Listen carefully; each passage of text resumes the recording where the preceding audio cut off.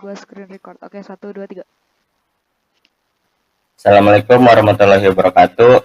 Nama saya Fadil Citra Dharma Kusuma dari Rombel 19 dengan mata kuliah pengantar ilmu hukum dengan NIM 24080100877. Di sini saya akan menjelaskan sistem hukum Inggris. Sistem hukum Inggris itu menggunakan common law. Common law Inggris merujuk pada sistem hukum yang berkembang di Inggris, yang didasarkan pada keputusan pengadilan sebelumnya dan praktik hukum yang konsisten daripada hukum tertulis yang dibuat oleh legislatif. Sistem hukum common law ini merupakan sistem hukum asli rakyat Inggris yang mengalami perkembangan di sana. Sistem ini disebut juga sistem Anglo-Saxon, karena penganut sistem ini adalah suku-suku Anglika dan Saksa yang mendiami sebagian besar tanah Inggris. Sistem hukum Anglo-Saxon ini kemudian dikenal dengan sebutan Anglo-Amerika, mulai berkembang di Inggris pada abad ke-11 yang sering disebut sistem common law dan unwritten law. Common law Inggris ini telah mempengaruhi banyak sistem hukum di seluruh dunia, termasuk negara-negara yang memiliki sistem Anglo-Saxon seperti Amerika Serikat, Kanada, Australia, dan negara-negara lain yang berakar pada hukum Inggris. Selanjutnya yaitu karakteristik common law. Karakteristik common law itu dibagi menjadi 3 menurut Peter Mahmud Marzuki, yaitu jurisprudensi, doktrin stare, dan adversary system.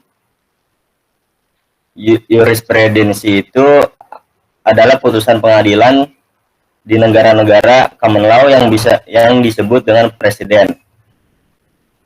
Kalau doktrin stare itu hakim terikat untuk menerapkan putusan pengadilan terdahulu, baik yang ia buat sendiri atau oleh para pendahulunya untuk kasus serupa. Yang terakhir adalah adversary system. Adversary system itu berarti kedua belah pihak yang bersengketa menggunakan lawyernya berhadapan di depan seorang hakim. Apabila diperlukan juri, hakim tidak memberikan putusan yang kalah dan yang menang, atau yang bersalah atau tidak bersalah. Hukum memberi perintah kepada juri untuk mengambil putusan, dan jurilah yang mengambil putusan. Putusan itu harus diterima oleh hakim terlepas itu setuju atau tidak setuju terhadap putusan itu. Yang selanjutnya ada perbandingan common law dengan civil law.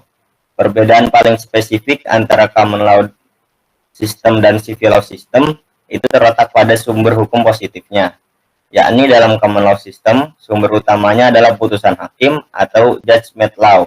Sedangkan dalam sistem civil law, sumber hukumnya merupakan perundang-undangan. Yang terakhir itu ada cabang hukum, ada 2, yaitu hukum privat dan hukum publik. Kalau hukum privat itu lebih ke ranah hukum tentang hak milik, hukum tentang orang, hukum perjanjian, dan tentang hukum perbuatan melawan hukum. Sedangkan hukum publik lebih ke mencakup peraturan hukum-hukum yang mengatur kekuasaan dan wewenang penguasa atau negara serta hubungan antara masyarakat dan negara. Nah, sekian dari presentasi saya mengenai sistem hukum Inggris. Mohon maaf apabila ada salah-salah kata.